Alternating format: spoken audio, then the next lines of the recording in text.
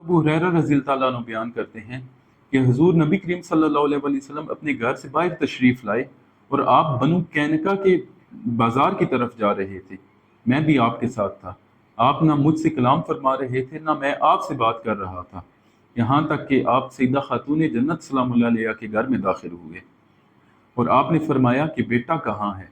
تو سیدہ خاتون جنت سلام اللہ علیہ نے انہیں کچھ دیر روک لیا۔ میں نے یہ گمان کیا کہ گویا یا تو آپ انہیں نہلا رہی ہیں یا ہار پہنا رہی ہیں۔ پھر اللہ کے نبی صلی اللہ علیہ وسلم نے فرمایا کہ حسن بن علی کو بلاؤ۔ تو اتنے میں سیدنا امام حسن بن علی علیہ السلام دوڑتے ہوئے تشریف لائے۔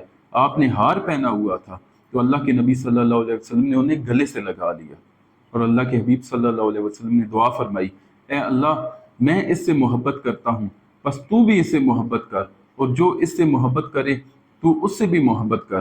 حضرت ابو ہریرہ بیان کرتے ہیں کہ جس دن اللہ کے نبی صلی اللہ علیہ وسلم نے یہ دعا فرمائی، اس دن کے بعد سے مجھے امام حسن علیہ السلام سے زیادہ محبوب کوئی بھی نہ تھا۔ وآخر دعوانا ان الحمد للہ رب